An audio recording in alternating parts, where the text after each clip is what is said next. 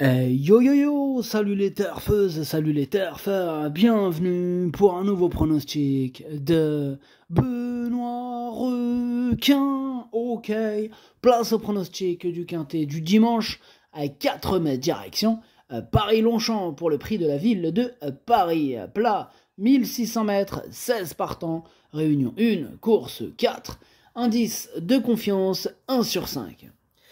Petit retour sur le quintet de ce vendredi. Dans mon pronostic, je vous ai donné le quintet dans le désordre. Et cette vidéo, je la tourne avant l'arrivée du quintet de ce samedi. Et je reviendrai dessus demain. Ok, c'est parti, on commence les pronostics et on commence avec le numéro 1, Zawan, et on écoute Gavin Hernan. Bonjour Gavin.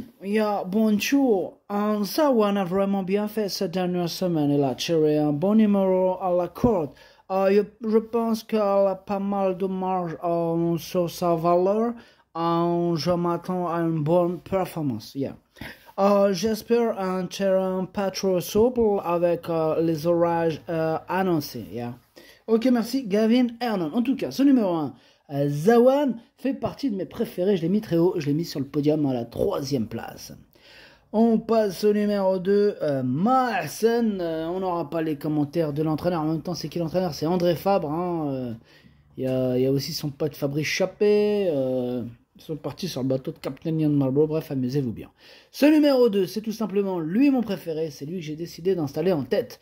À propos de ce quintet, mais il est ultra ouvert. Ça peut partir dans tous les sens. Limite, tu peux même pas en retirer un. Mais bon, il faut bien en retirer. Non, vraiment, franchement, ce quintet, ça va être du grand n'importe quoi, là. C'est du grand n'importe quoi. Ça va être difficile, il est vraiment difficile à déchiffrer. Non, vraiment, attention à ce quintet, faut pas jouer beaucoup. Une petite pièce de 2 et salut.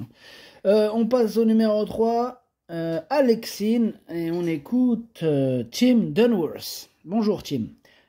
Bonjour. Alexine s'est montrée trop brillante la dernière fois. Elle doit patienter. S'il peut être monté off, qu'il a un bon parcours, il peut gagner. C'est un très bon poulain qui devrait gagner tôt ou tard son quintet. Si tout se passe bien, il ne devrait pas taper loin. Il est très beau et il est en belle forme. Merci Tim Dunworth. En tout cas, ce numéro 3 me plaît beaucoup aussi. Attention à lui, moi je l'ai mis 5e. On enchaîne avec le numéro 4, Zolia, que je n'ai pas retenu mais qui est à l'arrière de ma petite liste des possibles troubles-fêtes. On passe au numéro 5, Acto, et on n'aura pas les commentaires de l'entraîneur, on l'a dit tout à l'heure, c'est Fabrice Chappé qui est parti pêcher avec ses amis, amuse-toi bien. Bref, c'est le numéro 5, je l'ai mis très haut, je pense qu'il peut frapper un grand coup et je l'ai mis 4e. On passe au numéro 6, El Pequeño, que je n'ai pas retenu, mais attention, c'est lui le chef et le capitaine de ma petite liste des possibles casseurs de tickets repérés. On enchaîne avec le numéro 7, Rue Ernestine, que je n'ai pas retenu non plus, c'est un regret, c'est mon 2e cheval de complément en cas de non partant.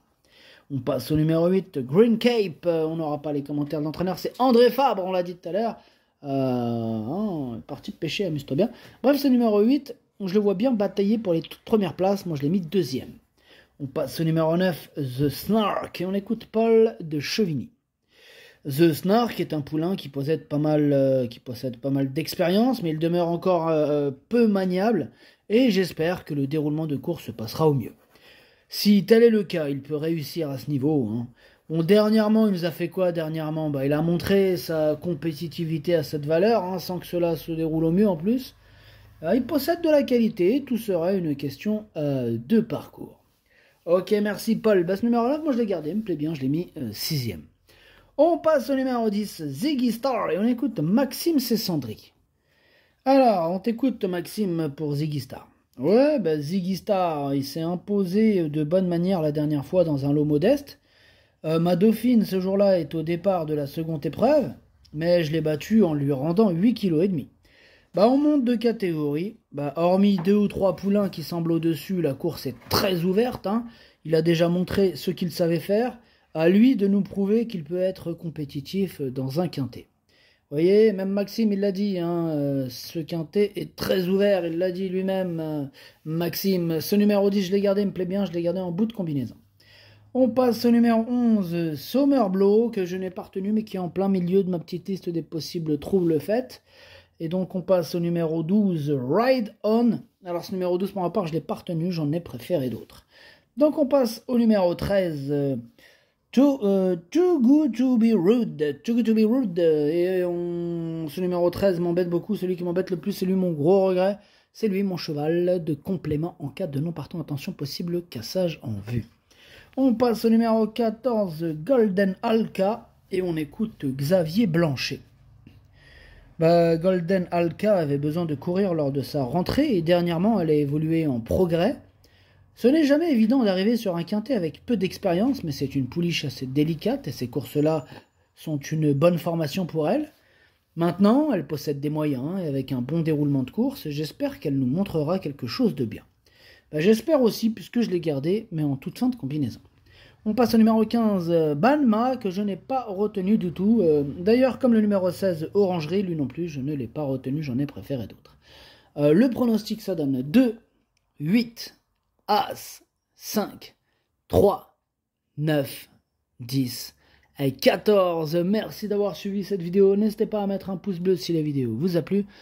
Pour accéder à tous mes tickets pour la course du quintet, rendez-vous directement en description de la vidéo. À jouer avec modération. Bonne chance. Chopez-le-moi. Ciao.